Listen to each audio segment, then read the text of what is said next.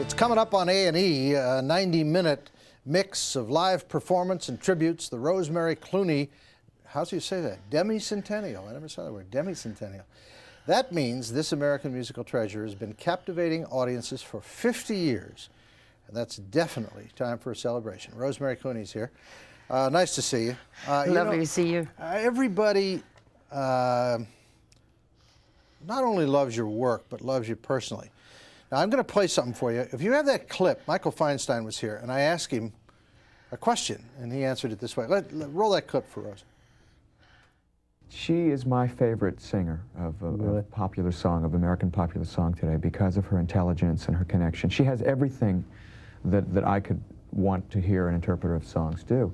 And she started her career singing these things like Come On to My House, Bacia Me, Mambo Italiano, and she was typed by doing those hits. But she's, for my money, the greatest. Michael Feinstein. Isn't that sweet? Isn't that nice? He was here, and I just said, who's the best? Who's the favorite? And he said, you. And I remembered that clip, and so when I heard you were coming, I want to play it. Thank you for playing that for me. Thank you. That's really well, lovely. I'll tell you, it's not unusual. Everybody feels that way about you. You're a legend. How'd you live through all these horrible times you had? You had some rotten times. I mean, I looked at your life. You had some bad times. I had some beauties, didn't I? Yeah, you did. Created mostly by myself. Really? Oh, yeah, a lot of them. Yeah. Why?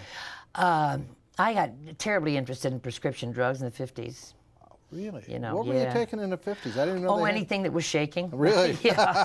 I chose pills by color almost. Was it to keep yourself awake to perform and get up in the morning, or no? It was just just to see what kind of a kick it would have. Really? Yeah. And then it got to be sleeping pills and barbiturates, and those were hard to get off of. Right. Some actresses and singers have killed themselves with that stuff. Didn't Do you know what's strange, Roger? It happened. To women my age. I'm 67, and by the time people knew what Milltown and Equinil and those things that were being prescribed very often to people my age at that time, they realized that they were very, very bad and very addictive, and so I still know people right now that are taking them. Your marriages and so on, did the prescription drugs affect your marriages? Oh, I think one marriage. Yeah. I had one marriage. You married the same guy twice. So. No, but what I did is I got divorced twice. Oh, you got divorced twice. Yeah. Oh, okay. Only married once. It was a funny thing that happens in California. You have to wait for a year. And we didn't wait for a year. So we got back together. Right, so and then I had to go through the whole process again, which was not fun. Of course, the drugs had something to do with it. He was not an easy man to live with. However, he was a wonderful father and a very great actor, and I have a tremendous respect for him.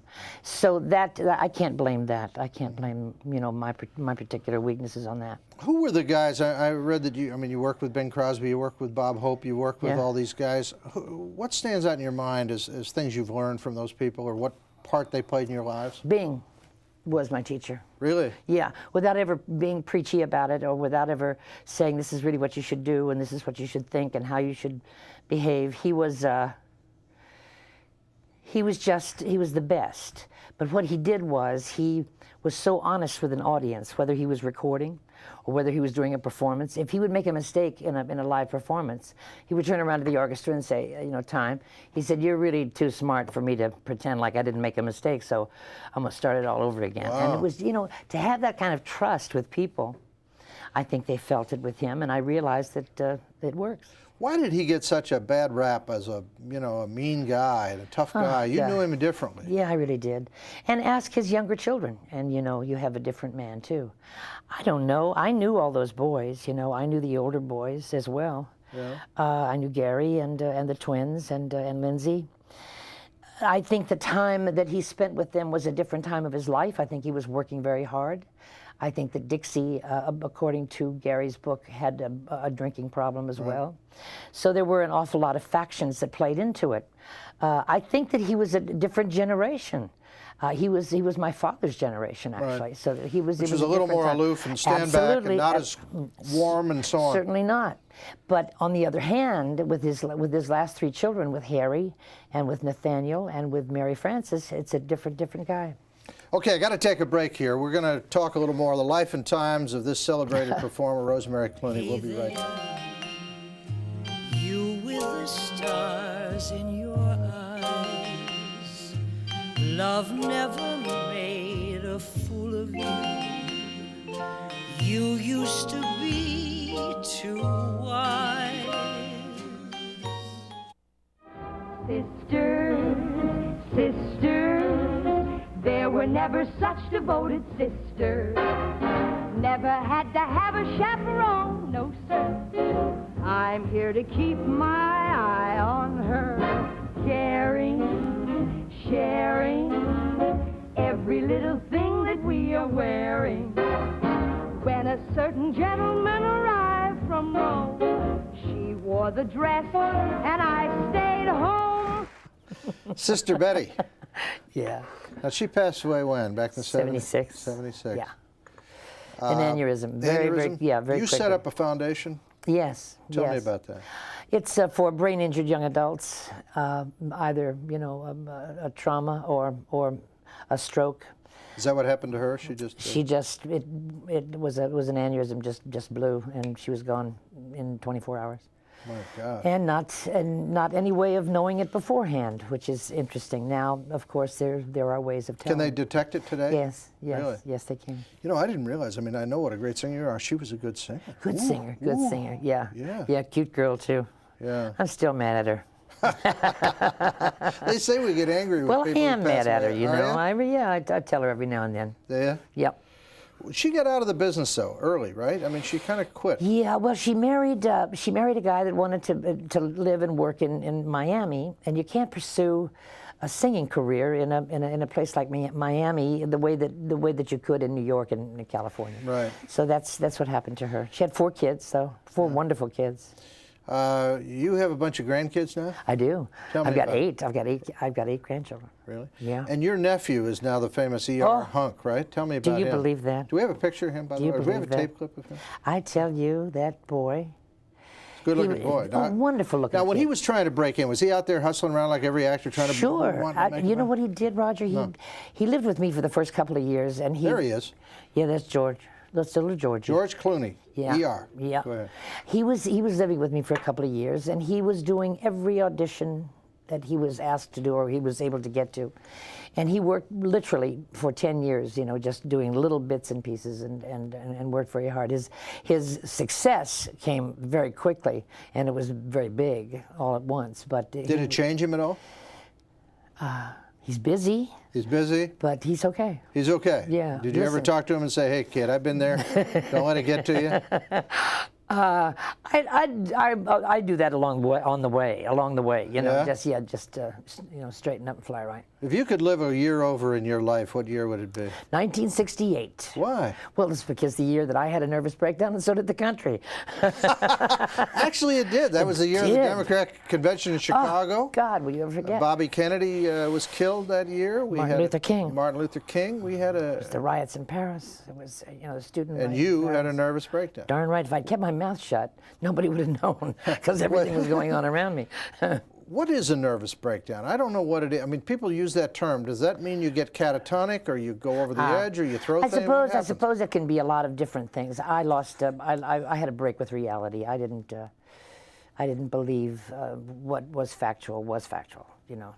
You're getting paranoid. You'd see things that weren't there, or Absolutely, what? and get messages from the television set. Really? All the things you're weird about, or that you laugh at, kind of. I did that, but I ended up in a psych ward in Los Angeles for about a month, and then kind of intensive, not kind of, but really intensive psychiatric care for 8 years. Were you on drugs at that time? Were you taking prescription drugs at that time? Yeah, And did yeah. that help to Sure, make that happen? Certainly, I was chemically imbalanced, so that it was a mess. What else was there? What did you discover about yourself through all that psychiatry? Did something happen when you were a kid? I mean, we go back, say, what was that trauma? What happened? Why did we go off? I think an awful lot of it had to do with the fact that I was the oldest one in the family, the first one to have the kind of success that I did have, and so I thought that I could probably take care of everything, and that's a kind of a thing that is common, and I did a lot of that, and the things that I couldn't fix, I kind of worried about and it's a very simplistic answer. No, but it's sort of like taking on too much responsibility Exactly. for everything else in the world except yourself. Exactly. Wow. Yeah. Any regrets? Well, I wish I hadn't had 1968, but other than that, no. No? No. I'm so happy with my grandchildren and with my own children. They're all vertical, and you know, that's the main thing. And listen, working. I got to wrap it up, but I also think you're singing better than ever. I see you all the time. You're singing great. You're my good friend for a long time. A long time. I Yeah. haven't seen you in a while, but you're still singing great, folks. We'll be right back, and so will Rosemary Clooney right after this. This is the way it sounds today. A buzzard took a monkey for a ride in the air. The monkey thought that everything was on the square. The buzzard tried to throw the monkey off of his back, but the monkey grabbed a hold and said, "Now listen, Jack, straighten up and fly right. Straighten up and fly right. Straighten up and fly right. Cool down, Papa, don't you blow your top." Rosemary is my aunt, and I grew up watching her act in White Christmas and watching her sing live, and which is something to see, by the way. There's nothing like it. She serves a song probably better than any singer I've ever seen. She has had an amazing life. She's had a very tough time of it. And a mark of success is that she has been down and up so many times, and she has fought so many battles, and she's landed on top. This is Straightforward, and we're back with great musical star Rosemary Clooney. That was your nephew, and a little tribute to you. You brought tears to your eyes. You got a little choked up on that one, didn't you? Yeah? Well, you know, you're a very loved person in this business, and, I feel so and not stupid. just Sorry. Well, you know, it's interesting. Why do you cry? Why does that bring tears to your eyes, Rose? Because I know that they feel that way, but you hardly ever have a chance to see it. You know? Yeah. And I hadn't heard him say that. And you almost don't say that when you're around people, do you? Well, no, of course not. Of course not. Yeah. No.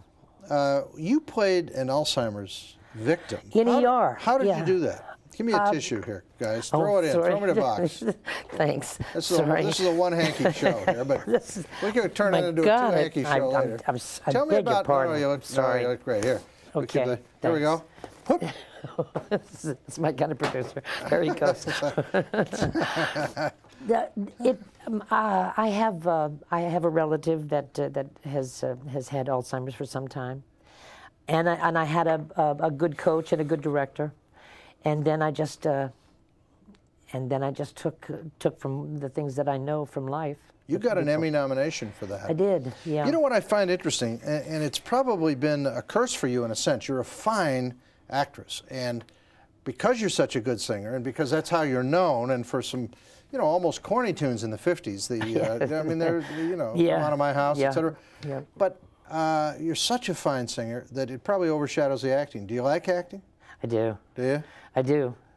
I don't think I'd like to do it all the time because it wears you out. I don't have the acting technique, so that when something has to be disturbing, I have to disturb myself and think about things that perhaps I would be better off not thinking about. When you look at yourself doing those songs with your sister and so on, Yeah. what do you think? Who is that person? Different. Different? For me. Different from me, absolutely. It almost wasn't you. Almost wasn't me at all. And I think the time change was 1968, the time that was the break point? Yeah, that I really discovered the important things. I stayed at home. I learned how to cook. I planted our garden. I got to know my family in a really wonderful way, and so that was the change for me. And I think that it was for the better. Was it hard always having to be up? Every time we saw you on the screen or on stage or whatever, you had to have that great big smile, you had to sing happy tunes, you had to put on a good front. Does that hurt a performer who may be suffering inside? You know, there are ways to do it that are not quite the way that we did it in the 50s. The exact thing that you are describing is the way that things were in the 50s. That everything was fine, and you know, the Technicolor was perfect, and everything. Well, you know, it just there was nothing. We never showed problems, really. Certainly didn't. Certainly didn't. But I think that now the things that can be approached a little more realistically are easier to do. Yeah. When you sing at home and something comes into your head to sing, what do you sing? I sing dumb things. Bing used to sing "Better by Bird's Eye" because it's an octave jump, you know, so that you see, just to see if it's there, to test it. I sing things like kid things. London Bridge is falling down, da da dee da. Just kid things that go through my Now, it's interesting because when you hear Bing sing, I can tell that he was somewhat of a teacher of yours for one reason. He always seemed comfortable, easy. Easy. Did you learn that easy style from him, or was that your style originally? I could do it, but really the approach to it and the approach with an audience I learned from him. It was almost a throwaway. It is almost a throwaway, except he cares, and you know that he cares. Yeah, it's a great recording sound, because if you oversing on a recording, you blow it, and somehow it's got to come from inside. Absolutely. Even his humor, you know, was throwaway, and they always, you know, when they did the road pictures, they always ad-libbed. Right. Especially the last part of a scene. If you see that before the scene changes, you'll know that most of that is made up. Yeah. Yeah. Have you been working in New York? I saw you. You were here. Were you at Rainbow? Or yes, every year. Every year you do Rainbow? Yeah. When are you coming back? Because I want to come and see. February. Will you come? February? Absolutely. Okay. Are you kidding me? Okay. Rainbow and Stars, and the A&E special's coming up this weekend. Yes. Tell me about the special again. It's Lily Tomlin sings with me. Really? Yeah, she's so cute. And Debbie Boone, my daughter-in-law, is singing. And a lot of people talk, and I'm delighted. You're happy with it? Yeah. I've got about 30 seconds. Marlene Dietrich, you know her. Give me a thumbnail sketch of what she was like. She was like this. If you had a cold, she came in, moved anybody that was working for you out of the kitchen, made chicken soup from scratch, bought you really trashy magazines that you didn't have to concentrate on, and gave you the medicine that she was taking, which your doctor didn't know anything about. You wouldn't think of that on Marlene Dietrich. No. Rosemary Clooney, real pleasure. Thanks. Thank you. Thanks, Rob. Good luck to you. A&E special coming up. Watch the Rosemary Clooney Demi-Centennial coming up this weekend on A&E. Thanks.